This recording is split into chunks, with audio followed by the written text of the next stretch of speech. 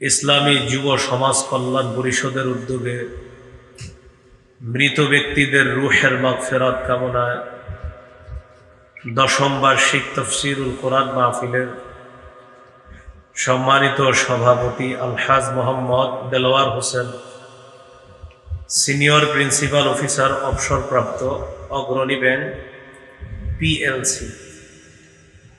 প্রধান অতিথি আলহাজ ইঞ্জিনিয়ার মোহাম্মদ আব্দুর রহিম মোড়ল, ঢাকা। প্রধান মেহমান জনাব মোহাম্মদ সালাহউদ্দিন আইয়ুবী, সাবেক কেন্দ্রীয় সভাপতি, বাংলাদেশ ইসলামী ছাত্র শিবির।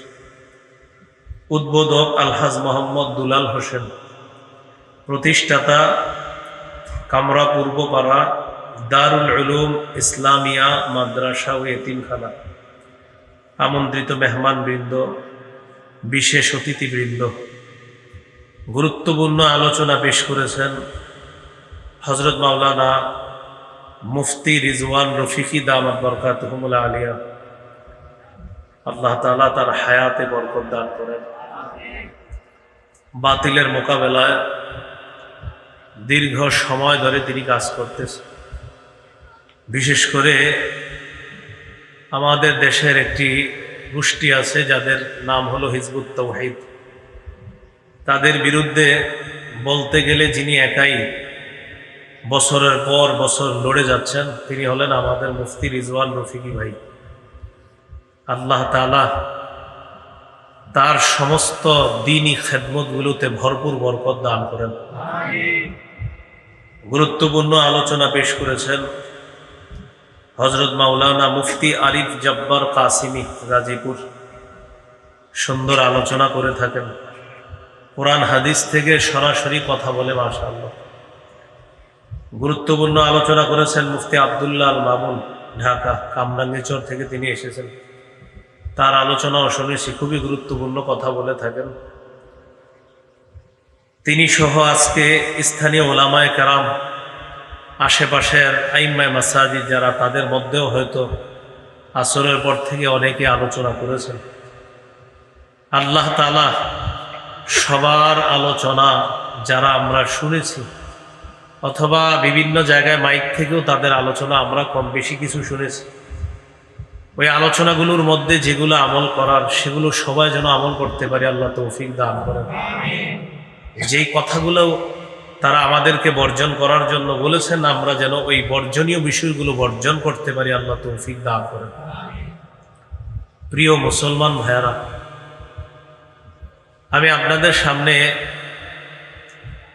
সূরাতুল মাইদার 2 নম্বর আয়াতে কারিমার অংশ বিশেষ তেলাওয়াত করলাম।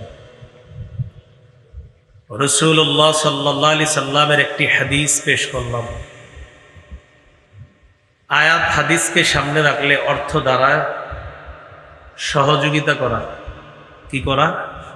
সহযোগিতা, মানুষের পাশে দাঁড়ানো। এই আয়াত এবং এই হাদিস কেন আমি নিলাম? আমাদের দেশে হঠাৎ করে কয়েকটি অঞ্চল সম্পূর্ণ অপ্রস্তুতভাবে, যেভাবেই হোক, তাদের অঞ্চলগুলো হঠাৎ বন্যার পানিতে গাছপালা, ঘর বাড়ি সব ডুবে যায়। এমনও হয়েছে একজন বাজার করতে গেছে, বাজারটা নিয়ে আসার সময় দেখে সব ডুবে যেতেছে। তো এই বানভাসী মানুষগুলো, যারা বন্যার্ত অঞ্চলগুলোর মানুষগুলো কত কষ্ট পাইতেছে, সেই মানুষগুলোর পাশে সহযোগিতার হাত বাড়িয়ে দেওয়া মানুষ হিসাবে এবং বিশেষ করে মুসলমান হিসাবে আমাদের সকলের দায়িত্ব, কর্তব্য। এই দায়িত্ব কর্তব্য মুসলমানরা স্বতঃস্ফূর্তভাবে পালন করতেছে। সারা বাংলাদেশের সব জায়গা থেকে মানুষ স্বতঃস্ফূর্তভাবে এই দায়িত্বে অংশগ্রহণ করতেছে। আমি আশাবাদী গাজীপুর থেকেও গিয়েছে, যাচ্ছে এবং যাবে ইনশাআল্লাহ। আমরা সবাই যেন মানবতার সেবায় সব সময় কাজ করতে পারি, আল্লাহ তৌফিক দান করেন। আয়াত হাদিস সামনে রাখলে আপনাদের সামনে আজকের আলোচনার আলোচ্য বিষয়ে দাঁড়াবে মানব সেবা। কি সেবা? তাহলে আজকের আলোচনার শিরোনামটা সবাই নির্ধারণ করে ফেললাম। আজকের আলোচনার শিরোনাম কি ভাই? মানব সেবা। ভূমিকায় কয়েকটা কথা শুনি, এরপর মূল আলোচনায় যাই। আবু দাউদ হাদিসের কিতাব, এই কিতাবের 4944 নম্বর হাদিস। এই হাদিসে রাসূলুল্লাহ সাল্লাল্লাহু আলাইহি সাল্লাম এক বাক্য 3 বার বলেছেন। قال رسول الله صلى الله عليه وسلم إن الدين النصيحة إن الدين النصيحة إن الدين النصيحة। এক বাক্য 3 বার বলেছেন। বাক্যটির অর্থ আমরা সবাই মিলেমিশে যদি করি তাহলে আমাদের অনেক সময় পর্যন্ত এটা মনে থাকবে ইনশাআল্লাহ। বলেন, অন্যের কল্যাণ কামনা করাই দিন। অন্যের কল্যাণ কামনা করাই দিন। আবার অন্যের কল্যাণ কামনা করাই দিন। রাসূলুল্লাহ সাল্লাল্লাহু আলাইহি সাল্লাম বাক্যটি কয়বার বলেছেন? তাই আমরা অনুবাদটাও 3 বার করলাম, অন্যের কল্যাণ কামনা করাই দিন। সহিহ বুখারীর বর্ণনা 57 নম্বর হাদিস। হাদিসের বর্ণনাকারী সাহাবীর নাম জারীর ইবনে আব্দুল্লাহ রাদিয়াল্লাহু তাআলা। তিনি বলেন, বায়াতু রাসূলুল্লাহ সাল্লাল্লাহু আলাইহি ওয়াসাল্লাম আলা ইকামিস সালাহ ওয়া ইতাইজ যাকাহ ওয়ান নুসহি লিকুল্লি মুসলিম। নবীজির সাহাবী জারীর ইবনে আব্দুল্লাহ রাদিয়াল্লাহু তাআলা আনহু বলেন, আমি রাসূলুল্লাহ সাল্লাল্লাহু আলাইহি সাল্লামের কাছে বায়াত হলাম এই শর্তে, আলা ইকামিস সালাহ, আমি নামাজ কায়েম করব, ওয়া ইতাইজ যাকাহ, আমি যাকাত আদায় করব, ওয়ান নুসহি লিকুল্লি মুসলিম, আমি প্রত্যেকটা মুসলমানের কল্যাণকামী হব। এই মর্মে আমি নবীর কাছে বায়াত হলাম। তাহলে নামাজ কায়েম করা আমার আপনার আমাদের সকলের দায়িত্ব। যাকাত আদায় করা আমার আপনার সকলের দায়িত্ব। যাদেরকে আল্লাহ যাকাত দেওয়ার তৌফিক দিবে, প্রত্যেকটা মুসলমানের কল্যাণ কামনা করা, এটা আমার আপনার সকলের দায়িত্ব। এই দায়িত্ব যথাযথভাবে আল্লাহ পালন করার তৌফিক দান করেন। সহিহ মুসলিম 2699 নম্বর হাদিস, 2699। মোট হাদিস সংখ্যা হবে 3033টা। এই হাদিসের মধ্যে আছে, قال رسول الله صلى الله عليه وسلم الله في عون العبد ما كان العبد في عون أخيه। বান্দা যতক্ষণ তার ভাইকে সহযোগিতা করবে, ভাইয়ের সাহায্যে এগিয়ে যাবে, ততক্ষণ ওই বান্দাকে আল্লাহ সাহায্য করতেই থাকবে। আমি তার সহযোগিতায় এগিয়ে যতক্ষণ যাব ততক্ষণ আল্লাহ আমাকে সাহায্য করতে থাকবে। এখন আপনাদের অনেকের মনে প্রশ্ন আসতে পারে, হুজুর আমার তো সামর্থ্য নাই, তাই আমি দাঁড়াইতে পারতেছি না, কিন্তু হুজুর আমার সামর্থ্য হইলে আমি ঠিকই দাঁড়াইতাম। এরকম অনেক মানুষ আছে, সামর্থ্য নাই কিন্তু তাদের এরকম মানসিকতা যে সামর্থ্য থাকলে আমি দাঁড়াইতাম। আপনারাও চিন্তা করবেন না, সামর্থ্য যাদের নাই, মুখ দিয়ে সুন্দর একটা কথা বলার তো সামর্থ্য আছে। যারা সামর্থ্যবান তাদেরকে গিয়ে বলবেন, ভাইজান আমি তো সামর্থ্যের অভাবে ওই বানভাসী মানুষগুলার পাশে তেমন ভাবে দাঁড়াইতে পারি নাই, আমি মাত্র 10 টাকা দিছি বা 20 টাকা দিছি, আপনার তো মাশাআল্লাহ কোটি কোটি টাকা, আপনিও যদি একটু সুন্দরভাবে তাদের পাশে দাঁড়াইতেন অনেক ভালো হয়। আপনি তাকে শুধু মুখ দিয়ে বললেন, আর আপনি বলার কারণে বাস্তব অর্থে উনি 2-3 লাখ টাকা তাদের সাহায্যে দান করে দিয়েছে। ইনি দান করে যে সওয়াব পেয়েছে, আপনি মুখ দিয়ে শুধু বলছেন এই সওয়াব আপনাকে আল্লাহ দান করবে।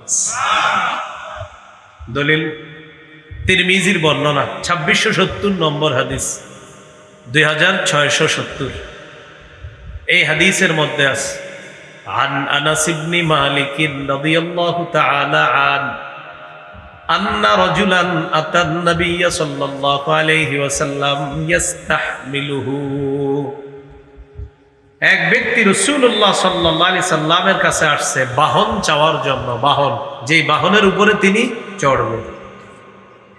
ফালাম ইয়াজিদ ইনদাহু মা ইয়াতাহাম্মালু, আল্লাহ নবী তাকে বাহন দেওয়ার মতো কোনো কিছু পায় নাই। নবীজির কাছে এসে বললেন, ইয়া রাসূলুল্লাহ, আমার একটা বাহন প্রয়োজন, বাহনের ব্যবস্থা করে দেন। নবী তালাশ করে এমন কোন বাহন পায় নাই যে বাহনটা ওই ব্যক্তিকে দিতে পারেন, দেওয়ার মতো বাহন নাই। ফাদাল্লাহু আলা আখার, রাসূলুল্লাহ সাল্লাল্লাহু আলাইহি সাল্লাম নিজে যদিও বাহন দিতে পারেননি, নবীজি বলে দিলেন, তুমি এক কাজ করো, অমুকের কাছে যাও, আমার কথা গিয়ে বলবা, দেখো তিনি কোনো বাহনের ব্যবস্থা করে দিতে পারেন কিনা। ওই ব্যক্তি তার কাছে গেছে, যাওয়ার পর বললেন, আল্লাহ রাসূল সাল্লাল্লাহু আলাইহি সাল্লাম আপনার ব্যাপারে বলেছেন যে আপনার কাছে একটা বাহন চাওয়ার জন্য আপনি চাইলে ব্যবস্থা করে দিতে পারেন। সত্যি সত্যি ওই লোক তাকে বাহনের ব্যবস্থা করে দিয়েছে। ফাআতান নবিয়্য সাল্লাল্লাহু আলাইহি ওয়াসাল্লাম ফাআখবারা, বাহন নিয়ে লোকটি আল্লাহর নবীর কাছে আসলেন। আসার পর বললেন, ইয়া রাসূলুল্লাহ সাল্লাল্লাহু আলাইহি ওয়াসাল্লাম, যার কাছে আপনি বাহন আনার জন্য পাঠিয়েছেন তিনি আমাকে বাহন দিয়ে দিয়েছেন। নবীজি বললেন, ইন্না দাল্লা আলাল খাইরি কাফাইলিহি, মনে রাখবা যে ব্যক্তি অন্য কাউকে কল্যাণের রাস্তা দেখা দেয়, ওই কল্যাণকর কাজটা ওই মানুষটা করলে যে সওয়াব যিনি রাস্তা দেখা দেয় তাকেও আল্লাহ সেই সওয়াব দিয়ে দেয়। আমি তোমাকে বাহন দেইনি, রাস্তা দেখায় দিছি, ওখানে গেলে পেতে পারো, রাস্তা দেখানোর কারণে আল্লাহ আমাকেও সেই সওয়াব দান। কি শিখলাম? নিজে যদি তেমন ভাবে সহযোগিতা করতে নাও পারি, মুখ দিয়ে অন্তত কাউরে বলতেও পারি, ভাই আমি পারি নাই, তুমি একটু দাও। এই বলার কারণে তিনি যদি সহযোগিতা করেন, আল্লাহ তাকে ওই পরিমাণ সওয়াব দান। এই গেল আজকের আলোচনার ভূমিকা। তাহলে আপনারা একটু কষ্ট করে বলেন তো, আজকের আলোচনার শিরোনামটা কি? মানব সেবা। হ্যাঁ, কি শিরোনাম? মানব সেবা। মানব সেবা সম্পর্কে আমরা ভূমিকা জানলাম। এখন আমরা বিস্তারিত আলোচনায় যাই। প্রথমে সংক্ষেপে 10টি কথা মনে রাখবেন, সংক্ষেপে বলি, এরপরে বিস্তারিত বলতেছি। মানব সেবার অনেকগুলো খাত আছে। আজকে আমি আপনাদের সামনে 10টি খাত নিয়ে আলোচনা করব ইনশাআল্লাহ বিইজনিল্লাহি তাআলা। কয়টি খাত? 10টি। তাহলে আমি 10টি বলি, একদম মন দিয়ে শোনেন।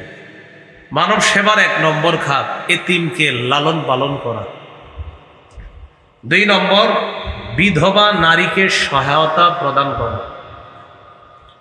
3 দুস্থ অসহায় দরিদ্র মানুষের সেবা নিশ্চিত করা। 4 নাম্বার যারা রোগী তাদের স্বাস্থ্য সেবা নিশ্চিত করা। 5 প্রতিবেশীর খোঁজ খবর রাখা, বিশেষ করে বন্যা কবলিত মানুষ যারা, এখন এই মানুষগুলার তাদের যারা বড়লোক প্রতিবেশী আছে তাদের এখন দায়িত্ব কর্তব্য ওই বন্যায় যারা ক্ষতিগ্রস্ত হলো তাদের প্রতিবেশী হিসাবে খোঁজ খবর দেওয়া। 6 নম্বর অনেক মানুষ কোটিপতি এই বন্যায় একদম শেষ হয়ে গেছে। ফেনীর এক লোকের 8 কোটি টাকার মাছের ঘের শেষ। 8 কোটি, একদম 8 কোটি টাকা একদম শেষ। তো এটা তো খালি উনি বলছে দেখে আমরা জানলাম, আর যারা বলে নাই এমন তো অসংখ্য আছে। তো যারা ধনী আছে তারা তাদেরকে কর্জে হাসানা দিতে পারে, এটা 6 নম্বর খাত, কর্জে হাসানা, ঋণ দেওয়া। 7 নম্বর ত্রাণ বিতরণ করা। আপনাদের এই এলাকাবাসীর কেউ যদি ত্রাণ নিয়ে যান, মেহেরবানি করে ত্রাণ না লিখে লিখবেন হাদিয়া বিতরণ। কি লিখবো আমরা ইনশাল্লাহ? হাদিয়া বিতরণ। হ্যাঁ। 8 নম্বর শরণার্থী যারা তাদেরকে আশ্রয় প্রদান করা। বন্যায় ঘর ডুবে গেছে, বাড়িঘর ডুবে গেছে, যতদিন বাড়িঘর না হবে ততদিন তাদের নিরাপদ বাসস্থানের ব্যবস্থা করে ওই নিরাপদ বাসস্থানে রাখা। এরপর তাদের ওই ঘর বাড়িগুলোর ব্যবস্থা আমরা করতে হবে। করার পর তারপর ওই আশ্রয় কেন্দ্র থেকে তার ঘরে তাকে নেওয়ার ব্যবস্থা করতে।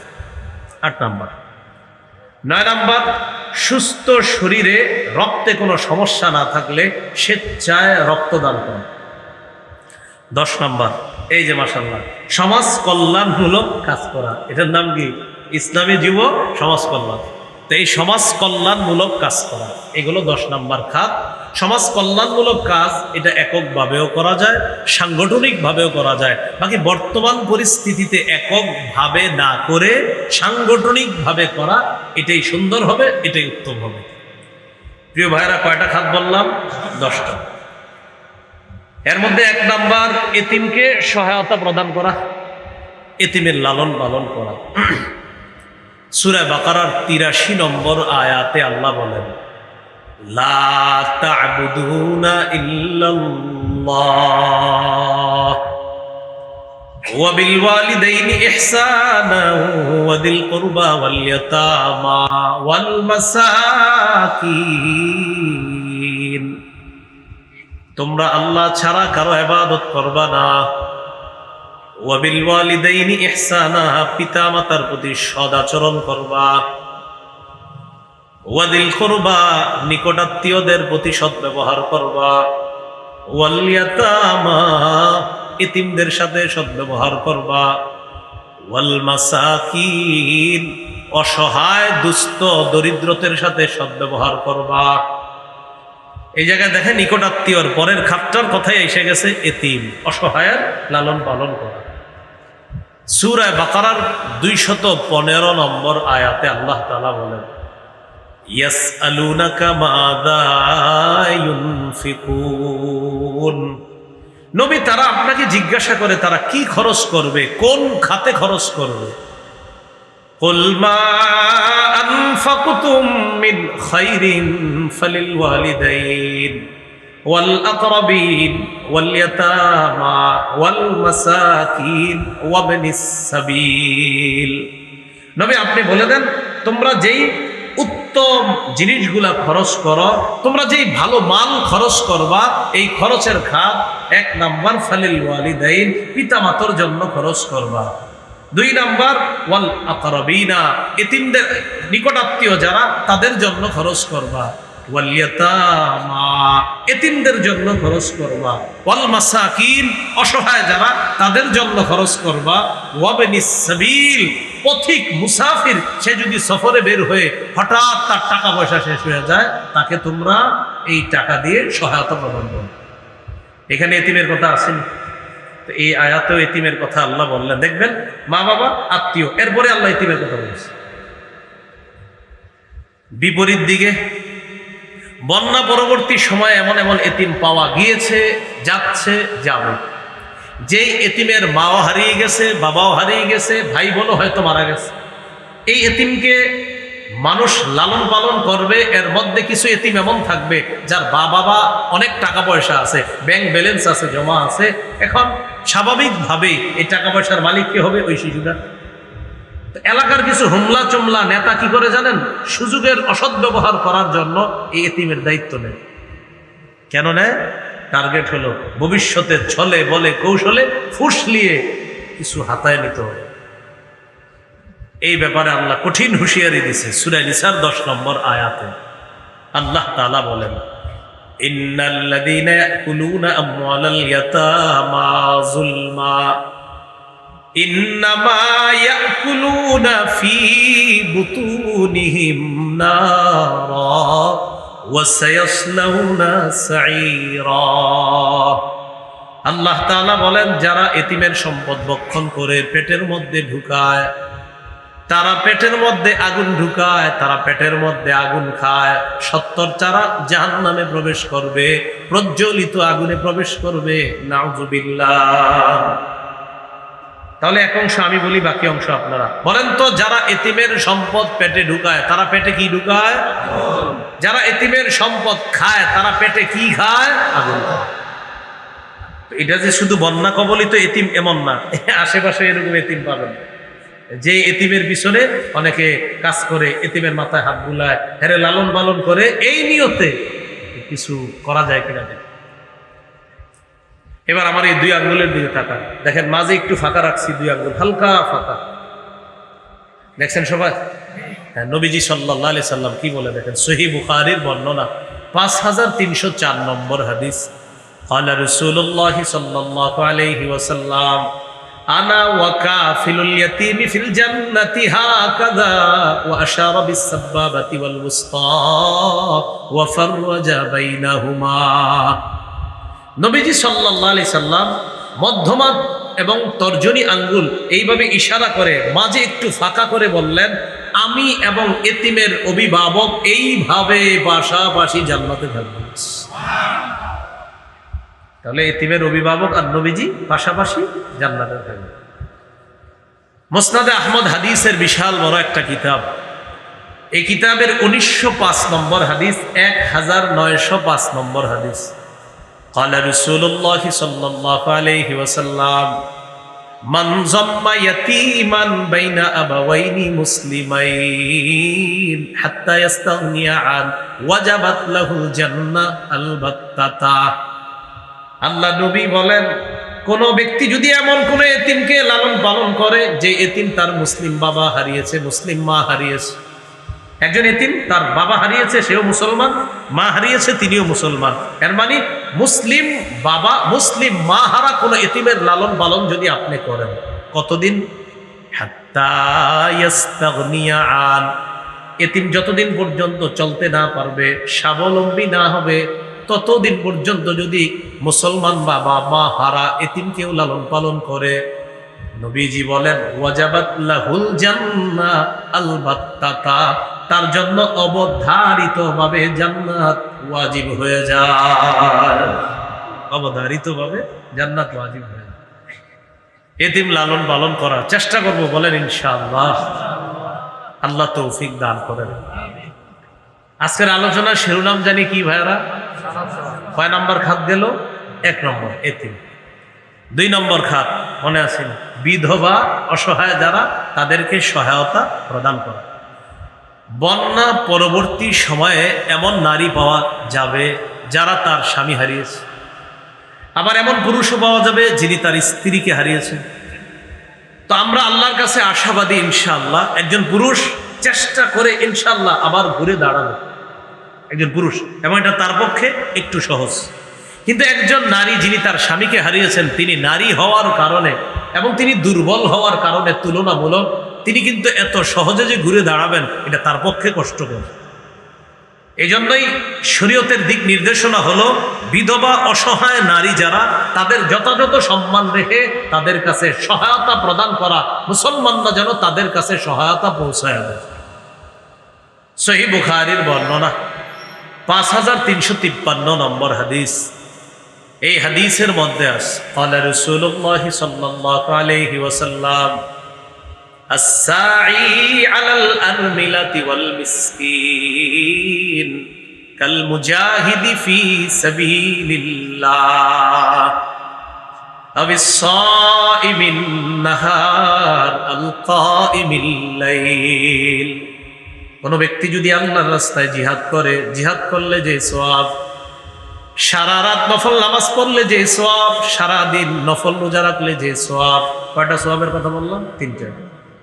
জিহাদ করলে যে সওয়াব, সারা রাত নফল নামাজ পড়লে যে সওয়াব, সারা দিন নফল রোজা রাখলে যে সওয়াব। কোনো ব্যক্তি যদি বিধবা নারীকে সহায়তা প্রদান করে, তার কাছে সহায়তা পৌঁছায় দেয়, মুজাহিদের যে সওয়াব, সারা রাত নফল আদায়কারীর যে সওয়াব, সারাদিন রোজা রাখার যে সওয়াব, ওই বিধবাকে সহায়তা প্রদানকারীর আমল নামায় এই পরিমাণ সওয়াব আল্লাহ লিপিবদ্ধ করে দেয়। বিধবাকে সহায়তা প্রদান করা জিহাদের সওয়াব, বিধবাকে সহায়তা প্রদান করা সারা রাত তাহাজ্জুদ পড়ার সওয়াব, বিধবাকে সহায়তা প্রদান করা সারাদিন নফল নামাজ পড়ার সওয়াব। আল্লাহ আমাদেরকে কথাগুলোর উপর আমল করার তৌফিক দান করুন। এগুলো 2 নম্বর খাত। মানব সেবার 3য় খাত, দুস্থ অসহায় মানুষগুলার পাশে দাঁড়ানো। আলহামদুলিল্লাহ সুম্মা আলহামদুলিল্লাহ, সবাই একবার আলহামদুলিল্লাহ বলেন। এরপরে বলতেছি, যে কোনো দুর্যোগে আমরা দেখেছি, ইতিহাস সাক্ষী, সবাই আসে, কিন্তু সর্বপ্রথম ওলামায়ে কেরাম আসে।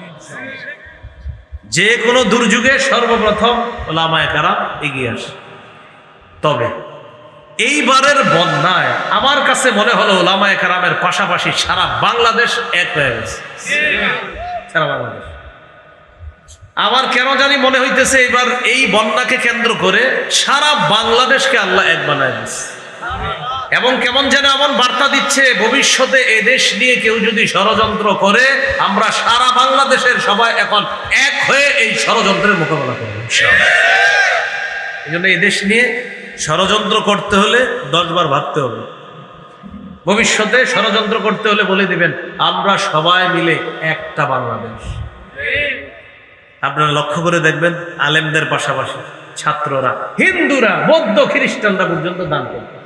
এরকম এক হয়ে গেছে বাংলাদেশ, অতীতে আপনি পাবেন না।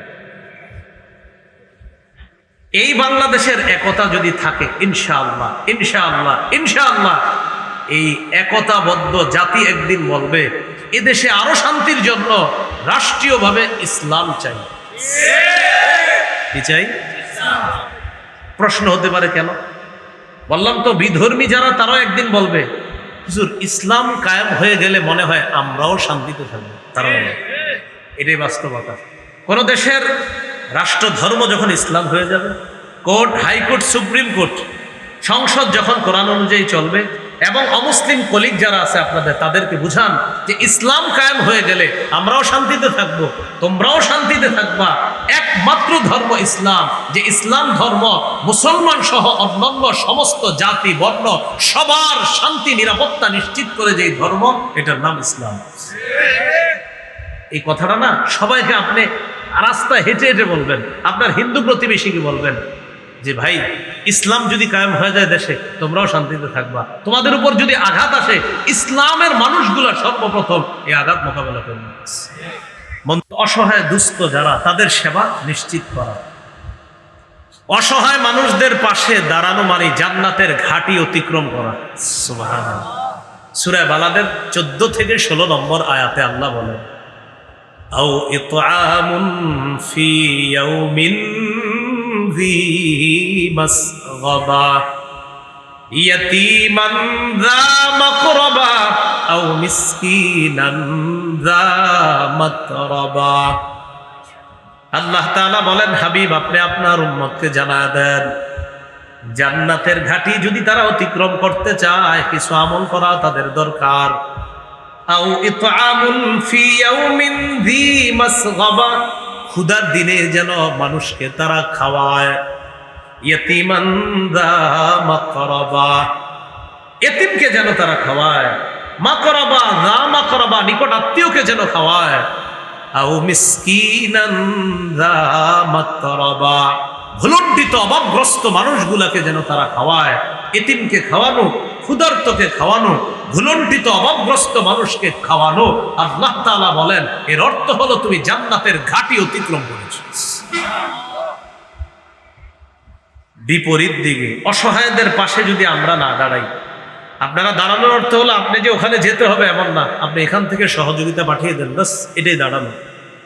যদি অসহায়দের পাশে না দাঁড়াই, আল্লাহ তাআলা সূরা মুদ্দাসসিরের 42 থেকে 44 নম্বর আয়াতে বলে, জান্নাতীরা জাহান্নামীদেরকে প্রশ্ন করবে, মা সালাকাকুম ফি সাকার, আচ্ছা কি ব্যাপার তোমরা জাহান্নামে কেন, কোন জিনিস তোমাদেরকে সাকর নামক জাহান্নামে প্রবেশ করাইলো? তারা জবাব দিবে, ক্বালু লাম নাকু মিনাল মুসাল্লিন, আমরা নামাজ পড়তাম না তাই জাহান্নাম।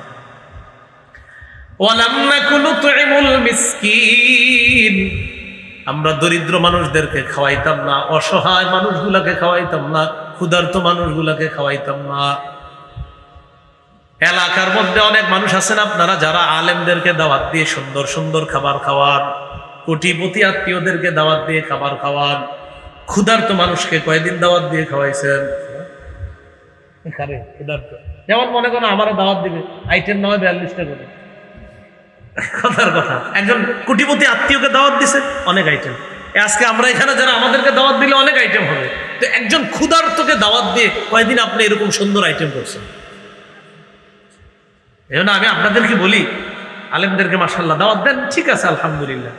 মাঝে মাঝে না চুপে চুপে কিছু অসহায় এতিম অথবা ক্ষুধার্ত ভিক্ষুক, তাদেরকে কানে কানে বলবেন, পরিচিত দেখবেন আপনাদের এলাকা ভিক্ষা করতে এসে ঘরের দরজায় বসে থাকে, তখন কি করি আমরা? ঘর থেকে একটা প্লেট দিয়ে ভাত দিই, মাঝে মাঝে নাও নাও খাও। এই জাতীয় ভিক্ষুকদেরকে মাঝে মাঝে বলবেন, আগামী শুক্রবার জুমার নামাজের পরে তোমার পুরা পরিবার আমার বাড়িতে দাওয়াত। উনি বলবে পরিবার দাওয়াত, টেনশনে থাকবে, পরিবার সহ কি ঘরের দরজায় বসেই খাওয়াবে কিনা, ওই টেনশনে থাকবে। কিন্তু যখন পরে শুক্রবারে উনি আসবে, ঠিক আমাদেরকে যেখানে বসে খাওয়াইতেন, ওই তার পরিবারকে ওখানে বসে আপনি খাওয়াবেন। এই যে হঠাৎ খুশি হয়ে যাবে, জান্নাত ওয়াজিব হয়ে যাবে। উনি তো কল্পনাও করতে পারতেছে না ওই ভিক্ষুক, আমারে উনি এইভাবে দাওয়াত দিয়ে খাওয়াইতেছে। তো বলছিলাম ভাই দেখেন, আমরা কোটিপতি আত্মীয়কে অনেক খাওয়াই, আমরা কলিগকে অনেক খাওয়াই, আলেম ওলামাদেরকে অনেক খাওয়াই। এই মাহফিলকে কেন্দ্র করে আজকে অনেক আয়োজন হয়েছে। দেখুন ক্ষুধার্ত মানুষকে আপনি এইভাবে দাওয়াত দিয়ে খাওয়ানো, ইনশাল্লাহ আপনারা এই আমলগুলা চুপি চুপি করেন, আল্লাহ জান্নাত দুনিয়া থেকে কামাই করে নেন। আল্লাহ আমল করার তৌফিক দান করেন। ভালো করে মনে রাখবেন, ইসলামের সুন্দর একটা শিষ্টাচার হলো ক্ষুধার্তকে খাওয়ানো। সহিহ বুখারীর 12 নম্বর হাদিস, আন্না রাজুলান সাআলান নাবিয়্য সাল্লাল্লাহু আলাইহি ওয়াসাল্লাম আইয়ুল ইসলামি খায়রুন ইয়া রাসূলুল্লাহ। এক ব্যক্তি আল্লাহ রাসূল সাল্লাল্লাহু আলাইহি সাল্লামকে জিজ্ঞাসা করলেন, ইসলামের কোন রীতিনীতিটা সবচেয়ে উত্তম ইয়া রাসূলুল্লাহ, আমি আপনার কাছে জানতে চাই। فقال رسول الله صلى الله عليه وسلم, আল্লাহ নবী বললেন, তুতুইমুত তাআম, ক্ষুধার্তকে তুমি খাবার খাওয়াও। এই আমলটা, এই কর্মটা ইসলামের সবচাইতে শ্রেষ্ঠ রীতিনীতির অন্তর্ভুক্ত হয়ে যায়। সবচেয়ে সুন্দর একটা রীতিনীতি, একটা শিষ্টাচার হলো ক্ষুধার্তকে খাওয়ানো। তো বলছিলাম, এখনই সুযোগ কিন্তু আমাদের সামনে, বানভাসী মানুষগুলার পাশে এইভাবে আমরা খাদ্য ইত্যাদি দিয়ে তাদের পাশে দাঁড়ানো। আলহামদুলিল্লাহ পানি শুকানোর দিকে, তো পানি শুকানোর পর এখন দরকার কি তাদের? এখন সাধারণত 4টা বিষয়ে গুরুত্ব দিতে হবে: খাদ্য, বস্ত্র, বাসস্থান, স্বাস্থ্যসেবা। শিক্ষাটা বললাম না এখন, কারণ শিক্ষার ব্যাপারে আলাদা আলোচনা, ঠিক আছে? আপাতত 4টা: খাদ্য, বস্ত্র, বাসস্থান, স্বাস্থ্যসেবা। ইনশাল্লাহ সুস্থ হয়ে গেলে এরপরে শিক্ষার আলোচনা আসবে যে কি কি হবে। তো কিন্তু এই 4টা খুব জরুরি: খাদ্য, বস্ত্র, বাসস্থান আর স্বাস্থ্যসেবাটা খুব জরুরি। আপাতত আমরা এই 4টি বিষয়ে খুব খেয়াল রাখবো, তাদের পাশে দাঁড়ানোর চেষ্টা করবো ইনশাআল্লাহ। 4 নাম্বার খাত, রোগীর সেবা করা। বন্যায় 8 দিন, 10 দিন, 7 দিন, 6 দিন এমন হয়েছে, তিনি জানে না তার আত্মীয়কে, আর আত্মীয় জানে না তিনি কোথায়। লাইট বন্ধ, ফ্যান বন্ধ, এরপরে বিদ্যুৎ অফ করে দিছে, কারণ অফ না করলে তো আবার অ্যাক্সিডেন্ট হবে পানির কারণে। এই জন্য মোবাইলে চার্জ শেষ হয়ে গেছে। তো আত্মীয় স্বজন আহারে সৌদি থেকে, বিভিন্ন দেশ থেকে জানতেছে না আমার ছেলেটা কি বেঁচে আছে, আমার বিবি কি বেঁচে আছে, এরকম জানে না। তো এই জায়গায় সবচেয়ে একটা গুরুত্বপূর্ণ বিষয় স্বাস্থ্যসেবা। তো বাচ্চাগুলো বিশেষ করে আপনার, ওরা সকালবেলা সুস্থ, বিকালে অসুস্থ হয়ে যায়। তো ওর ব্যাপারটা হলো খুব ক্রিটিক্যাল। আমরা বড়রা জ্বর হইলে এটা নাপা খাই, আলহামদুলিল্লাহ বুঝি যে এটা নাপা খান। বাচ্চাদের অসুস্থতাটা আপনি সহজে ধরতে পারবেন না। তো তাদের বর্তমানে স্বাস্থ্য সেবাটা খুব নিশ্চিত করা, এটা জরুরি হয়ে পড়ছে। তো এই বিষয়গুলোও আশা করি আমরা যারা উলামায়ে কেরাম সহ সবাই কাজ করতেছে, খুবই গুরুত্বভাবে এই বিষয়টা তারা দেখবে।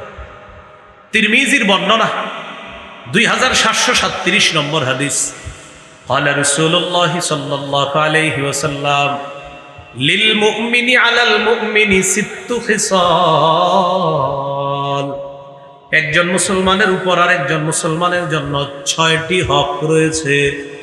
একজন মুসলমানের উপর অপর মুসলমানের জন্য 6টি হক রয়েছে। ইয়াউদুহু ইদা মারিদা, জি 6টি। ইয়াউদুহু ইদা মারিদা, সে যখন অসুস্থ হয় তাকে দেখতে যাওয়া। 2 নাম্বার, ওয়াশহাদুহু ইদা মাতা, মুসলমান যখন মৃত্যুবরণ করবে তখন তার কাফন দাফনে অংশগ্রহণ করবে।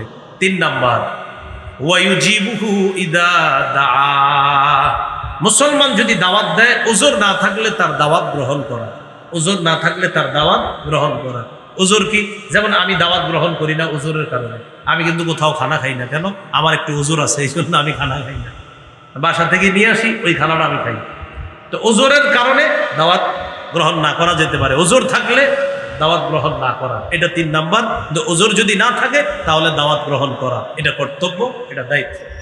4 নাম্বার, ওয়ায়ুসাল্লিমু আলাইহি ইযা লাকিয়া, মুসলমানের সাথে সাক্ষাৎ হলে সালাম দেওয়া।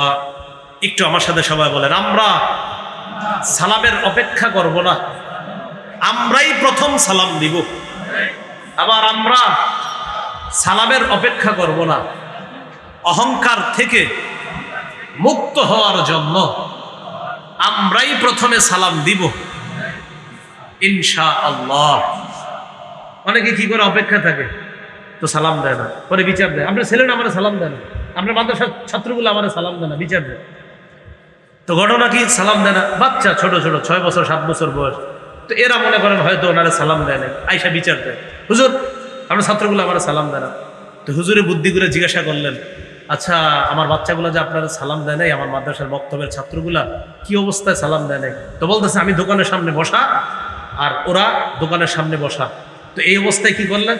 তো একটু পরে আমি দোকানের সামনে থেকে যখন যাওয়ার সময় ওই পাশ দিয়ে যাওয়ার সময় দেখি আপনার কিছু ছাত্র এদিক দিয়ে রাস্তা দিয়ে যাইতেছে, অথবা তারাও আরেকটু সামনে বসা। তো তারপর কি হইল? তারা আমাদের এইভাবে দেখার পরেও সালামটা দেয় নাই, জানেন? দোকানের সামনে ওরা বসা, আমি সামনে দিয়ে হাইটে গেলাম, সালাম দেয় নাই। হুজুরে বুদ্ধি করে কয়, মুরব্বী হাদিসে একটা কথা আসছে, যিনি হাঁটে তিনি বসাওয়ালা ব্যক্তিকে সালাম দিতে হয়। আমার ছাত্রগুলো তো বসা ছিল, আপনি দাঁড়িয়েছিলেন, আপনি হাঁটতেছিলেন, হাদিসে আসছে যিনি হাঁটবে তিনি দাঁড়ানো ব্যক্তিকে সালাম দিবে, আর যিনি দাঁড়িয়ে থাকবে তিনি বসা ব্যক্তিকে সালাম দিবে। এখন আপনি তো দাঁড়িয়েছিলেন, ওরা তো বসা ছিল, সালাম আপনি দিয়েছেন, এটা তো হাদিসে আসছে। তো উনি চুপ, তো দিই নেই। আমি আপনার সঙ্গে যেটা বলতেছি, আমরা সালামের অপেক্ষা না করি, আমরাই সালাম দিব। প্রিয় ভাইয়েরা, আমি বলি একটা বাচ্চাকে আপনি একদিন সালাম দেন, ও আপনাকে 10 দিন সালাম দেন। তো 4 নাম্বার, ওয়ায়ুসাল্লিমু আলাইহি ইযা লাকিয়া, মুসলমানের সাথে সাক্ষাৎ হলে তাকে সালাম দেওয়া। 5 নম্বর, ওয়ায়ুশাম্মিতুহু ইযা আতাসা, মুসলমান হাঁচি দিবে, দেওয়ার পর মুসলমান বলবে আলহামদুলিল্লাহ, আপনি জবাবে বলবেন ইয়ারহামুকাল্লাহ। 6 নম্বর, ওয়ানসাহু লাহু ইযা গাবা আও শাহিদা, মুসলমান আপনার সামনে থাক অথবা না থাক, সদা সর্বদা মুসলমানের কল্যাণ কামনা করা। একজন মুসলমান আমার সামনে আছে, তাও তার কল্যাণ কামনা করা, তিনি আমার সামনে নাই, তাও তার কল্যাণ কামনা করা। আর যদি এমন হয় চাপান করাই সামনে সামনে, পিছনে গেলে কই মার হবে, এটা কিন্তু কল্যাণ কামনা হলো না। সামনেও কল্যাণ কামনা করা, পিছনেও কল্যাণ কামনা করা। 6টার মধ্যে 1 নাম্বার কি ছিল? অসুস্থ ব্যক্তিকে দেখতে যাওয়া, তার সেবা শুশ্রূষা করা। এই অধিকারটা আমরা খুব সুন্দরভাবে যেন তাদের এই অধিকারটা আমরা রক্ষা করতে পারি, পালন করতে পারি, আল্লাহ তৌফিক দান। এবার আরেকটি হাদিস শুনেন, সহিহ বুখারীর বর্ণনা, 5373 নম্বর হাদিস। এই হাদিসে 3টি হুকুম করেছে নবী সাল্লাল্লাহু আলাইহি সাল্লাম। قال رسول الله صلى الله عليه وسلم أطعموا الجائع وعودوا المريض وفكوا العانية। আল্লাহ নবী বলেন আতইমুল জাইআ, তোমরা ক্ষুধার্তকে খাওয়াও, ওয়াউদুল মারিদ, তোমরা অসুস্থ ব্যক্তিকে দেখতে যাও, ওয়াফুকুল আনিয়া, যারা নিরপরাধ তাদেরকে জেলখানা থেকে ছুটানোর ব্যবস্থা করো। হ্যাঁ, ফুকুল আনিয়া, নিরপরাধকে জেলখানা থেকে ছুটাও। এমনও আসামি পাবেন 15-16 বছর, জিজ্ঞাসা করবেন তুমি কেন জেলে, বলবে আমি জানি না। উনি জানে না কেন উনি জেলে। ফুকুল আনিয়া, নিরপরাধ মানুষকে ছুটাও। হ্যাঁ, নিরপরাধ মানুষকে ছুটাও। আজে বাজে ট্যাগ আর আমাদের দেশে যাওয়া যাবে না। শুধু শুধু কারো ওপর জঙ্গিবাদের ট্যাগ লাগানোর দিন শেষ মুসলমানের বাংলাদেশ। কিছু হলেই জঙ্গি। হ্যাঁ, যারা বাস্তবিক অর্থে কোনো জঙ্গি কাজ করে তাদেরকে জঙ্গি বলেন, কিন্তু কিছু হলে না হলে একটা নিরপরাধ মানুষকে জঙ্গি বলা, এই জাতীয় জঙ্গি বলে ভঙ্গি করার দিন শেষ, এটা মুসলমানের বাংলাদেশ। কিছু হইল না হইল, মনে করেন আপনি কি হয়েছে, অপরাধ কি, টুপি আছে দাঁড়িয়ে আছে, এই জন্য জঙ্গি। মানে বাস্তব অপরাধ যে, সে তাকে অপরাধীকে অপরাধী বলেন। একটা নিরপরাধ মানুষকে আপনি জঙ্গি ট্যাগ লাগাই দিলেন। এজন্য আমরা বলবো যে আজে বাজে এই সমস্ত কথা নিরপরাধ মানুষের উপর আমরা চাপাবো না। প্রিয় এলাকাবাসী, আমি বলে দেই, আপনাদের কোনো এলাকার নিরপরাধ কোনো মানুষকে যদি কেউ কোনো ধরনের অপরাধের ট্যাগ লাগায়, সবাই মিলেমিশে তার পাশে দাঁড়াবো। দাঁড়াবো তো ইনশাআল্লাহ? ইনশাআল্লাহ সবাই মিলেমিশে দাঁড়াতো। কারণ একটা নিরপরাধ মানুষ, তাকে কেন আপনি একটা আন্দাজি অপরাধী শব্দ তার সামনে আপনি লাগাবেন? এই কথাগুলো ঠিক না, এগুলো অন্যায়। আল্লাহ আমাদের সকলকে অন্যায় কথা বলা অথবা অযথা কারো উপরে কোনো ভয়ঙ্কর অপরাধ চাপিয়ে তাকে অপরাধী বানানোর চেষ্টা করা, এই জাতীয় অন্যায় থেকে আল্লাহ আমাদেরকে হেফাজত করেন। তো রাসূলুল্লাহ সাল্লাল্লাহু আলাইহি সাল্লাম হুকুম করেছেন, অসুস্থ ব্যক্তি যারা তাদেরকে দেখতে যাও। একটি হাদিস শোনেন, সহিহ মুসলিমের বর্ণনা, 2569 নম্বর হাদিস। قال رسول الله صلى الله عليه وسلم يقول الله يوم القيامة يا ابن آدم, আল্লাহ তাআলা কিয়ামতের ময়দানে বলবেন, হে আদম সন্তান, মারিতু ফালাম তাউদনি, আমি অসুস্থ হয়েছি তুমি আমাকে দেখতে আসো নাই। আল্লাহ বলবেন, আমি অসুস্থ হয়েছি তুমি আমাকে দেখতে আসো নাই। বান্দা জবাবে বলবে, কাইফা আউদুকা ইয়া রাব্বি ওয়া আনতা রাব্বুল আলামিন, আল্লাহ আপনি তো বিশ্ব জগতের রব, আপনি তো অসুস্থ হন না, আপনাকে কিভাবে দেখতে যাব, আপনার সেবা শুশ্রূষা কিভাবে করব? আল্লাহ তাআলা বলবেন, আমা আলিমতা আন্না আবদি ফুলানান মারিদা ফালাম তাউদহু, তুমি কি জানো না আমার অমুক বান্দা অসুস্থ হয়েছে, তুমি তাকে দেখতে যাও নাই। আমা আলিমতা আন্নাকা লাউ উত্তাহু লাওয়াজাদতানি ইনদা, তুমি কি জানো না আমার ওই বান্দার কাছে যদি তুমি যাইতা, তার সেবা শুশ্রূষা করার জন্য তার পাশে যদি যাইতা, আমি আল্লাহকে তার কাছে তুমি খুঁজে পেইতা। তাহলে অসুস্থ ব্যক্তির কাছে আমরা যদি যাইতাম, আল্লাহ তাআলা বলেন আমাকে সেখানে তোমরা তালাশ করে পাইতা। তো তুমি কেন তারে দেখতে যাও নাই? আপনার খালা অসুস্থ হয়, মামা অসুস্থ হয়, আপনার আত্মীয় অসুস্থ হয়, আপনি যাইতে চান না। এটা তো দূরের অসুস্থতা, আত্মীয় স্বজনের অসুস্থ, তাদেরও খোঁজ খবর আপনি নিচ্ছেন না, ফোন করে একবার জিজ্ঞাসা করেন না কি অবস্থা, যদি 1 কেজি মালটা নিয়ে যাওয়া লাগে, 1-2 কেজি মালটা নিতে হবে, জিজ্ঞাসা করেন না ফোন দিয়ে কি অবস্থা। মালটা নিয়ে গেছেন কয় কেজি মাত্র বলেন, কথার কথা 1 কেজি 2 কেজি, যে গেলেন আপনি কি হইল ঘটনাটা, এটা আরেক হাদিস থেকে শোনেন। সহিহ মুসলিমের 2568 নম্বর হাদিস।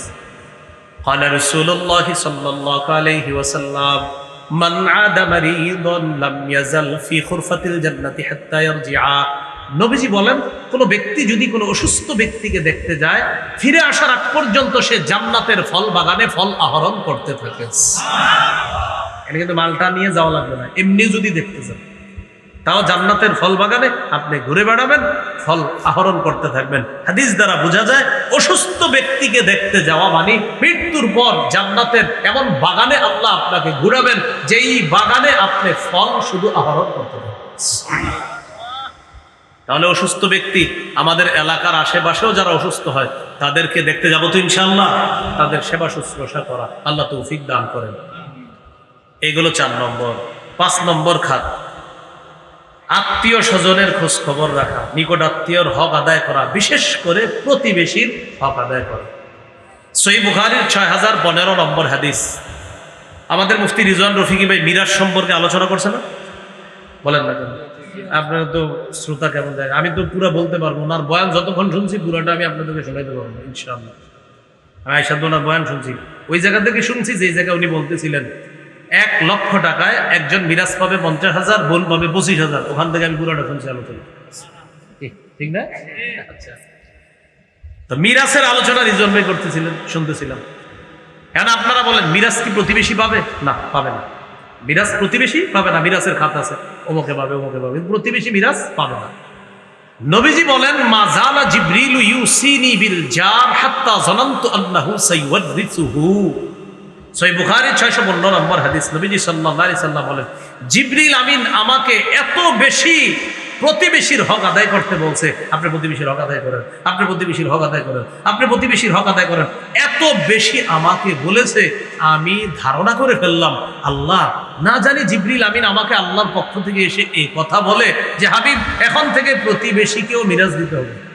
মানে নবীজি টেনশনে পড়ে গেছে, এত বেশি উত্তর উত্তরাধিকার আপনার ওই যে প্রতিবেশীর হক আদায় করতে বলছে, যে আমি চিন্তায় পড়ে গেলাম, না জানি কখন আল্লাহ বলে ফেলে যে এখন থেকে প্রতিবেশীকেও মিরাজ দিতে হবে, কিন্তু আল্লাহ বলে নাই। নবীজি বলেন এত বেশি প্রতিবেশীর হক আদায় করতে বলার কারণে আমি এমন একটা সন্দেহ করে ফেলেছিলাম। তাহলে কি বুঝাইছে নবী হাদিস দ্বারা? যদিও প্রতিবেশীকে মিরাজ দিতে হবে না, কিন্তু নবী বুঝাইলেন প্রতিবেশীর হক এতটা গুরুত্ব। প্রতিবেশীর হক কতটা গুরুত্ব? আপনি প্রতিবেশীর পাশে 2 তলা একটা বাড়ি করবেন, পাশে তার 1 তলা বাড়ি। 2 তলা বাড়ি করার কারণে তার দক্ষিণা হাওয়া বন্ধ হয়ে যাবে। আল্লাহ রাসূল সাল্লাল্লাহু আলাইহি সাল্লাম বলেন, আমার উম্মত তোমার প্রতিবেশী হওয়ার কারণে তার বাতাস বন্ধ করে তুমি বাড়ি বানাবা, আমি নবী তোমাকে এই অধিকার দিতে পারছি না। তাহলে কি করবেন? এখন থেকে যারা 2 তলা 3 তলা বাড়ি বানাবেন, যদি এটা জায়েজ, মাসালা জায়েজ, প্রতিবেশীর কাছে গিয়ে বলবেন, ভাইজান আমার তো 2টা ছেলে 3টা ছেলে, আমি 2 তলা বাড়ি করতে হবে, তো 2 তলা বাড়ি করলে আপনার বাতাস বন্ধ হবে। এটা কিন্তু প্রতিবেশী জানেও না এই মাসালা। আপনি গিয়ে বললেন, প্রতিবেশী বলবে, আরে আপনার বাড়ি আপনি করবেন, আমার কি করেন আপনি 2 তলা 3 তলা। কিন্তু ভাই একটা সমস্যা আছে। কি? নবীজি বলছে প্রতিবেশীর বাতাসও যেন বন্ধ না করি। আমি বড় বাড়ি করলে আপনার তো বাতাস বন্ধ হবে। ভাই আগে থেকে আপনার কাছে মাপ চাই, আপনি কিন্তু কষ্ট নিয়েন না। উনি খুশি হবে, উনি আপনারে দোয়া দেবে, উনি চোখের পানিও ছেড়ে দিতে পারে। ভাই আপনি বাড়ি বাড়ান, আপনি এই বিষয়টাও খেয়াল রাখছেন, এই জন্য আপনার শুকরিয়া আদায় করতেছে। তাহলে বাতাস বন্ধ করে আপনি প্রতিবেশীকে কষ্ট দিবেন, নবী এটা অনুৎসাহিত করেছেন। ফল নিয়ে ঘরে ঢুকবেন, হাদিসে আসছে তুমি ফল ঘরে ঢুকার সময় ফল নিয়ে এমন ভাবে ঢুকবা তোমার ফলটা যেন অন্য প্রতিবেশী না দেখে, প্রতিবেশীর বাচ্চা যেন তোমার ফলগুলা না দেখে। ফল বাসায় নিয়ে যাওয়ার পর তুমি যখন আপেল কেটে কমলার একটা কোয়া, আপেলের একটা খারি কোয়া যখন তোমার বাচ্চাকে দিবা, বাচ্চাদের অভ্যাস ফল নিয়ে দৌড়ে বাইরে চলে যায়। ও যখন বাহিরে গিয়ে কমলা খাবে, আপেল খাবে, অন্যের বাচ্চাটা কমলাটা দেখবে, আপেলটা দেখবে, আব্বাকে গিয়ে বলবে ওর বাবা ফল আনছে তুমি আনো নাই। আল্লাহ রাসূল বলেন, আমার কোন উম্মতের বাচ্চাকে তুমি তোমার বাচ্চার ফল দেখায় কষ্ট দিবা, আমি নবী তোমাকে অনুমতি দিচ্ছি না। তাহলে হুজুর কি করব? তুমি এমন ভাবে ফল বাসায় নাও যেন কেউ না দেখে, আর যদি তুমি দেখায় নাও আমার প্রতিবেশী উম্মত যারা আছে তাদেরকে দাও। নবীজি সাল্লাল্লাহু আলাইহি সাল্লাম বলেন, গোস্ত রান্নলে ঝোল বাড়াও। হুজুর কেন ঝোল বাড়াবো? গোস্তের গ্রামে সবারই খাইতে মন চায়, আপনার মন চায়, আর আমার তো মন চায়, সবারই মন চায়। গোস্তের ঝোল খাইলে কার না মন চায়? তো নবীজি বলেন গোস্তের ঝোলের গ্রাম এটা শুনলে সবারই মন চায় একটু খাইতে। তাহলে ঝোল বাড়াবো কেন হাবিব? তুমি যদি প্রতিবেশীকে গোস্ত দিতে নাও পারো, অন্তত ঝোল পাঠায়া দিবা, যেন ঝোলে ভিজায় ভিজায় রুটি খেতে পারে, ভাত খেতে পারে, যদি গোস্ত দিতে না পারো। আর যদি বলো না প্রতিবেশীকে দিবা না, এমন ভাবে গোস্ত ইলিশ মাছ রান্না করতে হবে যেন এটার গ্রাম বাহিরে না যায়। প্রতিবেশীর হক। প্রিয় ভাইরা, আমি কি আপনাদেরকে প্রতিবেশীর কথাটা বুঝাইতে পারছি? এতটাই গুরুত্ব। তো বলছিলাম এই মুহূর্তে বানভাসী যারা আছে তাদের কিছু প্রতিবেশী আছে কোটিপতি ধনী মানুষ, এই মুহূর্তে তাদের সর্বোচ্চ খবর নেওয়া দরকার যে তারা কেমন আছে, ভালো আছে কিনা। আল্লাহ কথাগুলোর গুরুত্ব অনুধাবন করার তৌফিক দান করেন। সহিহ মুসলিমের 46 নম্বর হাদিস, এই হাদিসটা আপনাদের সবার সাথে মিলেমিশে অনুবাদটা করব। হাদিসটা আগে বলি। ক্বালা রাসূলুল্লাহ সাল্লাল্লাহু আলাইহি ওয়াসাল্লাম, ওয়াল্লাহি লা ইউমিনু ওয়াল্লাহি লা ইউমিনু ওয়াল্লাহি লা ইউমিনু। রাসূলুল্লাহ সাল্লাল্লাহু আলাইহি সাল্লাম বলেন সবাই, আল্লাহর কসম সে ঈমানদার নয়। আল্লাহর কসম সে ঈমানদার নয়। আল্লাহর কসম সে ঈমানদার নয়। বলেন সবাই, সে কে? সবাই বলেন, সে কে? সাহাবীরাও নবীজিরে প্রশ্ন করছে, হুজুর সে কে? সাহাবীরা বলছে, কিলা মান ইয়া রাসূলুল্লাহ, হুজুর সে কে যে ঈমানদার না? فقال رسول الله صلى الله عليه وسلم الذي لا يأمن جاره بوائقا, যার অনিষ্টতা থেকে তার প্রতিবেশী নিরাপদ না। নবী বলেন, আল্লাহর কসম সে ঈমানদার না। আল্লাহর কসম সে ঈমানদার না। আল্লাহর কসম সে ঈমানদার না যার অনিষ্টতা থেকে তার প্রতিবেশী নিরাপদ না। আমার প্রতিবেশী আমার অনিষ্টতা থেকে নিরাপদ না, নবী বলছেন আল্লাহর কসম সেই ঈমানদার না, সেই ঈমানদার না, সেই ঈমানদার। আরেকটি হাদিস বলি, আস-সিলসিলাতুস সহিহা 146 149 নম্বর হাদিস। ক্বালা রাসূলুল্লাহ সাল্লাল্লাহু আলাইহি ওয়াসাল্লাম, লাইসাল মুমিনুল্লাযী ইয়াশবাউ ওয়া জারুহু জাইউন ইলা জামবিহি। নবীজি বলেন ওই ব্যক্তি ইমানদার না যে ব্যক্তি পেট ভরে খায় আর তার প্রতিবেশী না খেয়ে কাটায়। ওই ব্যক্তি ইমানদার না যে ব্যক্তি উদরপূর্ণ করে খায়, পেট ভর্তি করে খায়, উদরপূর্ণ করে খায়, অথচ তার পাশের প্রতিবেশী ক্ষুধার্ত। নবী বলেন তুমি কেমন উম্মত, তুমি তো ইমানদার না। নবীজি বলছেন আরে তুমি মুমিন? জি হুজুর আমি মুমিন। আচ্ছা তোমার প্রতিবেশী খায় না 2 দিন, খোঁজ দিছো? না খোঁজ নেই না। নবীজি বলো তো তুমি কিসের ইমানদার? আল্লাহ কথাগুলো বোঝার তৌফিক দান করেন। ভাই কথাগুলো মনে থাকবে তো ইনশাআল্লাহ? এগুলো 5 নম্বর খাত। 6 নম্বর কর্জে হাসানা দেওয়া। অনেক ব্যবসায়ী 2-3 দিন 4-5 দিনের মধ্যে একদম সব হারায় ফেলছে। কোটিপতি প্রতিবেশী যারা আছে ব্যবসায়ী, তাদেরকে কিছু কর্জে হাসানা দিতে পারে, দিয়ে এই কথা বলা ভাই তোমার উপরে আস্থা আছে ইনশাল্লাহ, তুমি ব্যবসাটা আবার দাঁড় করাও, যেদিন পারো ইনশাল্লাহ আস্তে আস্তে আমার টাকাগুলো দিয়ে দিবা। এইভাবে কর্জে হাসানা দিয়ে তাদের পাশে কোটিপতি তারা যারা আছে তারা দাঁড়াতে পারে। ইবনে মাজাহ 2430 নম্বর হাদিস। ক্বালা রাসূলুল্লাহ সাল্লাল্লাহু আলাইহি ওয়াসাল্লাম মা মিন মুসলিমিন ইউকরিজু মুসলিমান কারযান মাররাতাইন ইল্লা কানা কাসাদাকাতিহা মাররাতান। হাদিসটি বুঝানোর আগে একটু আপনাদের সাথে কথা বলে নেই। সদকা করলে কি আর ফেরত পাওয়া যায়? না, কিন্তু ঋণ দিলে ফেরত পাওয়া যায়। তাহলে সদকা ফেরত পাওয়া যায় না, কিন্তু ঋণ ফেরত পাওয়া যায়। রাসূলুল্লাহ সাল্লাল্লাহু আলাইহি সাল্লাম বলেন কোন মুসলমান যদি অন্য কোন মুসলমানকে 2 বার কর্জে হাসানা দেয়, কয়বার? 2 বার কর্জে হাসানা দেয়, কর্জে হাসানা দিলে এটা ফেরত পাওয়া যাবে। নবীজি বলেন 2 বার দেওয়ার কারণে 1 বার সম্পূর্ণ অর্থগুলা সদকা করার সওয়াবও পেয়ে যাবে।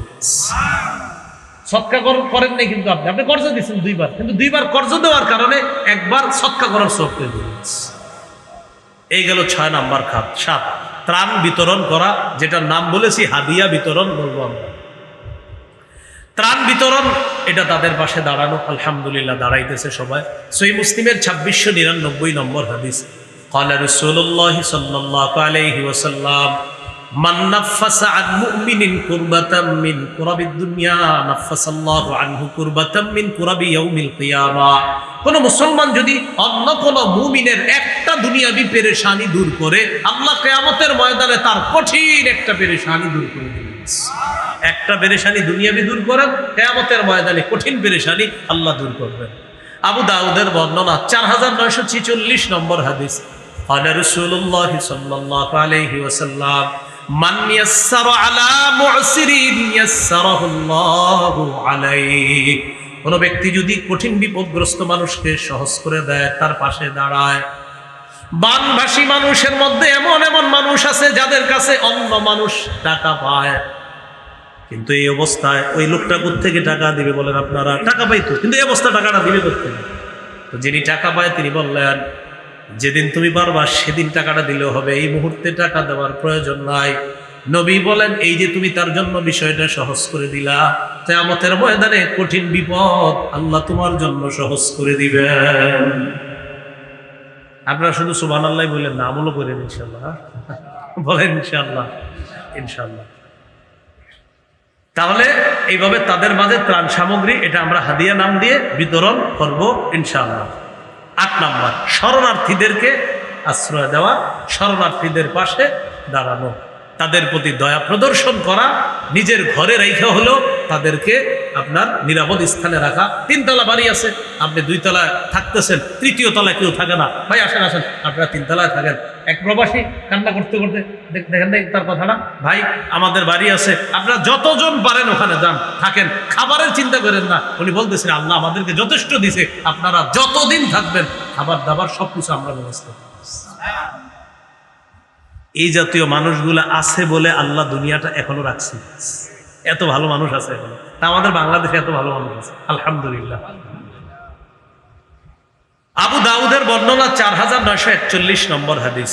ক্বালা রাসূলুল্লাহ সাল্লাল্লাহু আলাইহি ওয়াসাল্লাম ইরহামু মান ফিল আরদি ইয়ারহামকুম মান ফিস সামা। নবীজি বলেন তোমরা জমিনবাসীর প্রতি দয়া করো, আসমান ওয়ালা তোমাদের প্রতি দয়া করো। সহিহ বুখারীর বর্ণনা 7273 নম্বর হাদিস। 7273 7273। ক্বালা রাসূলুল্লাহ সাল্লাল্লাহু আলাইহি ওয়াসাল্লাম লা ইয়ারহামুল্লাহ মান লা ইয়ারহামুন নাস। যারা মানুষের প্রতি দয়া করে না আল্লাহ তাদের প্রতি দয়া করেন না, যারা মানুষের প্রতি দয়া করে না আল্লাহ তাদের প্রতি দয়া করেন না। আমরা তাদের প্রতি যথাসাধ্য যে যেভাবে পারি দয়া প্রদর্শন করব, তাদেরকে যেভাবে যেখানে নিরাপদ আশ্রয়ে রাখতে পারি এইভাবে তাদের নিরাপত্তা নিশ্চিত করার চেষ্টা করব ইনশাআল্লাহ। 9 নাম্বার, স্বেচ্ছায় সুস্থ শরীরে রক্ত দান করা। রক্ত দেওয়া, এটার কারণে যদি একটা মানুষের জীবন বেঁচে যায় দুনিয়ার সবাইকে বাঁচানোর সওয়াব পাবেন। দুনিয়ার সব মানুষ বাঁচানোর সওয়াব। দলিল সূরা মাইদার 32 নম্বর আয়াত। আল্লাহ তাআলা বলেন, মান আহইয়াহা ফাকান্নামা আহইয়ান নাসা জামিআ। কেউ যদি একটা মানুষের জীবন বাঁচায় সে কেমন যেন সারা পৃথিবীর মানুষের জীবন বাঁচায়। আর কেউ যদি একটা মানুষকে, নিরপরাধ মানুষকে হত্যা করে সে কেমন যেন সারা পৃথিবীর মানুষকে হত্যা করে। ফেরাউনকে মাইরা সব শেষ করো। তো ইতিহাসের কিতাবে আসছে শর্ত পুলিশ বাহিনী কয় কেন বাচ্চা করে কেন মানবো, বাচ্চাও শেষ করে ফেলো। কেন? আমার ক্ষমতা চাই, আমি আরো থাকতে চাই, আমি আরো থাকতে হবো, যা যা মারা দরকার সব মাইরা ফেলো, আমার থাকতে হবে। ফেরাউন বলছে এটা যে যত পারো মানো, আমি থাকতে হবে। এক বর্ণনায় 12,000, আরেক বর্ণনায় 36, আরেক বর্ণনায় 98,000 মানুষ হত্যা করছে। আমার পাওয়ার চাই, যত বারো মানো। এর মধ্যে আপনার শিশুর কথায় আসছে, 12,000 শিশু হত্যা করছে শুধু মুসা নিয়ে আইসা বলে দুনিয়াতে। এই টেনশনে 12,000 কেন? পাওয়ার চাই। আল্লাহ কথাগুলা বোঝার তৌফিক দান করে। তো রক্ত দান করার মাধ্যমে একটা মানুষের জীবন যদি বেঁচে যায় পুরা দুনিয়ার মানুষকে বাঁচানোর সওয়াব, এটা করতে পারি আমরা। 10 নম্বর, সমাজ কল্যাণমূলক। আপনার এটা সাংগঠনিকভাবে হতে পারে অথবা এককভাবে। আপনি সমাজের একটা কল্যাণ করবেন, উন্নত করবেন, এটা একা একা করতে পারেন। সাংগঠনিকভাবে করলে কাজটা সুন্দর হয়, ভালো হয়। এটা সবাই মিলেমিশে করলে সুন্দর হয়। তো বানভাসী মানুষের পাশেও মাশাআল্লাহ হয়তো বিভিন্ন ব্যানারেও তাদের পাশে গিয়েছে। এককভাবে কেউ সমাজ কল্যাণমূলকভাবে আপনার কাজগুলো করতেছে। আবার আগে মাশাআল্লাহ যে উনি কথা বলতেছিলেন, রাসূল সাল্লাল্লাহু আলাইহি সাল্লামের হিলফুল ফুজুল, নবীজি সাল্লাল্লাহু আলাইহি সাল্লামের হিলফুল ফুজুল গঠন করেছেন আত্মমানবতার সেবায়। নবীজি সাল্লাল্লাহু আলাইহি সাল্লাম এটা নবুয়তেরও 15 বছর আগে থেকে আল্লাহ রাসূল সাল্লাল্লাহু আলাইহি সাল্লাম দুনিয়াবাসীকে শিখিয়ে গিয়েছে কিভাবে মানুষের পাশে দাঁড়াতে হবে, অসহায়ের পাশে, যারা চাকরি নাই তাদের পাশে কিভাবে দাঁড়াবে, যারা কামাই করতে পারে না, যারা ন্যাংরা, ঘোড়া, অন্ধ, তাদের কিভাবে তাদের পাশে দাঁড়ানো যায়। রাসূল সাল্লাল্লাহু আলাইহি সাল্লাম এই আদর্শ 25 বছর বয়স থেকেই পৃথিবীবাসীর সামনে স্থাপন করে দিয়েছেন। আল্লাহ তাআলা আমাদের সকলকে আজকের যে আলোচনা, আমরা এই বর্তমান পরিস্থিতিতে আমরা সবাই যেন যে যেখান থেকে যার যার অবস্থান থেকে বানভাসী ওই মানুষগুলোর পাশে দাঁড়াতে পারি, আল্লাহ তৌফিক দান করেন। সর্বশেষ একটা টাকাও যদি দিতে না পারেন 2 রাকাত নামাজ পড়তে পারবেন ইনশাআল্লাহ। 2 রাকাত নফল নামাজ পড়ে দোয়া করেন। সর্বশেষ আরেকটা দোয়া চাইবো আপনাদের কাছে। দোয়া করতে তো কষ্ট নাই, কারা কারা করবেন আগে সেটা বলেন ইনশাআল্লাহ। হাত তোলা অবস্থায় আমি বলবো দোয়াটা, আমরা আল্লাহর কাছে দোয়া করব। বলেন আমরা আল্লাহর কাছে দোয়া করব, আল্লাহ যেন আমার, মানে প্রত্যেকে বলেন আমার মৃত্যুর আগে এদেশে ইসলামী হুকুমত কায়েম করে দেয়। হ্যাঁ বলেন আমিন। সবাই আল্লাহ আল্লাহ আমার মরার আগে তুমি একটু এদেশে ইসলাম কায়েম হয়ে গেছে, কোরআন অনুযায়ী শাসন ব্যবস্থা চলে, সংসদে কোরআন, হাইকোর্টে কোরআন, সুপ্রিম কোর্টে কোরআন, আল্লাহ এরকম একটা পরিস্থিতি বাংলাদেশে দেখাও আমার মৃত্যুর আগে। এই দোয়াটা প্রত্যেকে করবেন। এই দোয়া আমি বলবো আপনারা প্রত্যেকদিন অতিরিক্ত 2 রাকাত নফল নামাজ পড়বেন সলাতুল হাজত নামে, যে আল্লাহ প্রয়োজনের নামাজ। তো আল্লাহ তাআলা তো জানবে কিসের প্রয়োজন। আল্লাহ আমার দেশে কোরআনের আইন প্রয়োজন, এই প্রয়োজন আপনার কাছে চাইতেছে। মনে থাকবে তো ইনশাআল্লাহ। আমরা এই দোয়াটা সবাই করবো। আল্লাহ তাআলা আমাদের সকলকে তৌফিক দান করেন। আজকে যে কথাগুলো শুনলাম বললাম আমল করার তৌফিক দান করেন। এটা ঘোষণা, মিম্বরের আমানত যাদের লাগবে আমার সংকলন করা গাড়িতে আছে, ওখান থেকে সংগ্রহ করতে পারেন। মিম্বরের আমানত এটা অনলাইন থেকেও সংগ্রহ করা যায়। প্রথম খণ্ড সন্তানের 64টা অধিকার, জামাই বউ পুরো মুখস্থ করে ফেলবেন প্রথম খণ্ডটা। মিম্বরের আমানত প্রথম খণ্ড, সন্তানের 64টা অধিকার। আপনার সন্তান দুনিয়াতে আসার আগে কি কি অধিকার পাওনা আর দুনিয়াতে আসার পরে কি কি পাওনা, এই জাতীয় বিস্তারিত আলোচনা। আপনারা যারা এখনো বিয়ে করেন নাই, আপনাদের জন্য প্রথম খণ্ডটা খুব জরুরি। বিয়ের আগে আপনাদের জন্য কি কি করণীয় এখানে বিস্তারিত আলোচনা। দ্বিতীয় খণ্ডের আলোচনা মিম্বরের আমানো শিরিক বেদাত কুফুর তাওহীদ সম্পর্কে, অত্যন্ত গুরুত্বপূর্ণ একটা কিতাব। তৃতীয় খণ্ডের আলোচনা হালাল হারাম সম্পর্কে, এবং আমাদের সমাজে সবচেয়ে কম একটা অপরাধ সংগঠিত হয়, সেটা হলো সুদের কারবার। এই ব্যাপারে আলোচনা আছে 3 নম্বর খণ্ডে। চতুর্থ খণ্ডের আলোচনা স্বামীর 24টা অধিকার, স্ত্রীর 19টা অধিকার। পঞ্চম খণ্ডের আলোচনা লা ইলাহা ইল্লাল্লাহর ব্যাখ্যা। ষষ্ঠ খণ্ডের আলোচনা নামাজ সম্পর্কে। 6টি খণ্ডই যদি পারেন আপনারা সংগ্রহ করে নিন। তারা আজকে ওই প্রকাশনী থেকে নিয়ে এসেছে, আমাকে বলছে, বলার জন্য বলে দিলাম।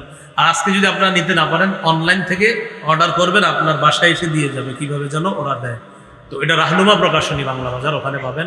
তো ওরাও এখানে নিয়ে এসেছে। কয় খণ্ড আছে আপনারা ওদের থেকে যোগাযোগ করেন। যদি 6 খণ্ড থাকে, সামর্থ্য থাকলে 6 খণ্ডেই তাদের থেকে সংগ্রহ করতে পারেন। যাই হোক, আজকে যে কথাগুলো শুনলাম বললাম, আল্লাহ আমাদেরকে আমল করার তৌফিক দান করেন। আমিন। ওয়া আখিরু দাওয়ানা আলহামদুলিল্লাহ। ৭৫ শহীদ বৈষম্য বিরোধী ছাত্র জনতার আন্দোলনের শহীদ ও বন্যা কবলিত বিপর্যস্ত মানবতার জন্য দোয়া ও মহাসম্মেলন 1 সেপ্টেম্বর 2024, মানে আগামীকাল রবিবার বাদ জোহর, কাপাসিয়া বাস স্ট্যান্ড, কাপাসিয়া, গাজীপুর। স্থান কাপাসিয়া বাস স্ট্যান্ড, কাপাসিয়া, গাজীপুর। প্রধান আলোচক খতিবে বাঙ্গাল আল্লামা জুনায়েদ আল হাবিব, সিনিয়র যুগ্ম মহাসচিব হেফাজত ইসলাম বাংলাদেশ। বিশেষ আলোচকবৃন্দ মাওলানা আজিজুল হক ইসলামাবাদী, মুফতি মুনির হুসাইন কাসিমি, মুফতি লেহাজউদ্দিন ভুইয়া, মুফতি মাহমুদ হাসান গুনবি, মাওলানা ফজলুর রহমান, মুফতি আব্দুল মালেক। সভাপতি করবেন শেখুল হাদিস আল্লামা আব্দুস সবুর কাসিমি, আমির হেফাজত ইসলাম বাংলাদেশ কাপাসিয়া উপজেলা। আয়োজনে হেফাজত ইসলাম বাংলাদেশ কাপাসিয়া উপজেলা গাজীপুর। হুজুর, আপনি একটু সুন্দর করে আবার বলেন আপনাদের এই ঘোষণাটা।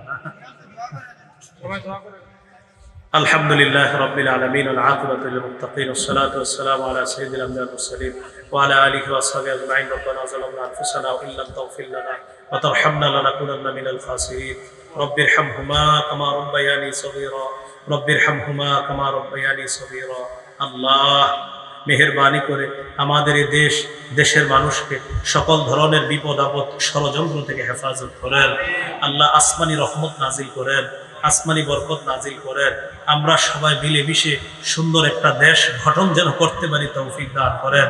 আল্লাহ আল্লাহ আমাদের সকলের প্রাণের দাবি, মনের দাবি, আল্লাহ এদেশে আল্লাহ আল্লাহ আল্লাহ ইসলামী হুকুমত কায়েম করে দেন। আল্লাহ কোরআনের আইন চালু করে দেন। আল্লাহ আল্লাহ অন্যান্য মানুষ সম্প্রদায়ের যারা আছে তাদেরকে যেন এই কথা আমরা বুঝাতে পারি যে ইসলাম কায়েম হয়ে গেলে তারাও শান্তিতে থাকবে, নির্বিঘ্নে থাকবে। এই কথাগুলো যেন আমরা সুন্দরভাবে তাদেরকে বুঝাতে সক্ষম হই। আল্লাহ তৌফিক দান করেন। আল্লাহ আমাদের দোয়া আপনি কবুল করেন। আমাদের মধ্যে যারা অসুস্থ সুস্থ বানায় দেন, যারা ঋণী ঋণ পরিশোধের ব্যবস্থা করে দেন। আল্লাহ যারা অভাবী অভাব দূর করে দেন। ইসলাম তাওহীদ হেদায়েতের উপর অবিচল থাকার তৌফিক দান করেন। আল্লাহ মরণ পর্যন্ত ঈমানের উপর অটল থেকে মুসলিম পরিচয় যেন মরতে পারি তৌফিক দান করেন। আল্লাহ আপনার কাছে বিশেষ আবদার, আজকে আমি এখানে যাদের সামনে বসলাম, যারা আমার সামনে বসেছে মাওলা, সবার সাথে আবার জান্নাতে দেখা করায়া দিয়েন। এই আরজিটা আপনি কবুল করে নেন মাওলা। আমার আগে যারা আলোচনা করেছে নিঃসন্দেহে তারা আমার চেয়ে দামি কথা বলেছে মাওলা। তাদের এই ভালো কথাগুলোর সাথে আমার কথাগুলো আপনি কবুল করে নেন। আল্লাহ আল্লাহ আমাদেরকে মাফ করে দেন।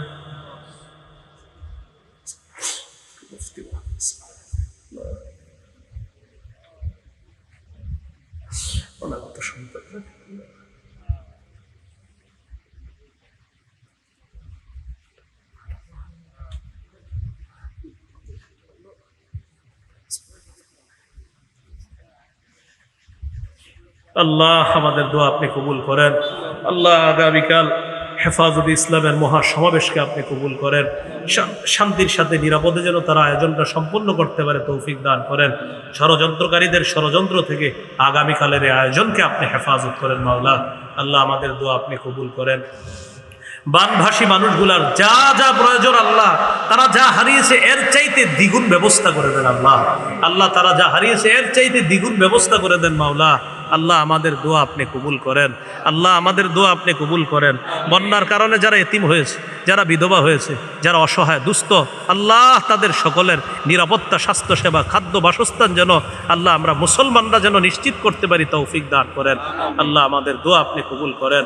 ربنا تقبل منا إنك أنت السميع العليم وتب علينا إنك أنت التواب الرحيم صلى الله تعالى على خير خلقه محمد وعلى آله وأصحابه أجمعين سبحان ربك رب العزة عما يصفون سلام على المرسلين الحمد لله رب العالمين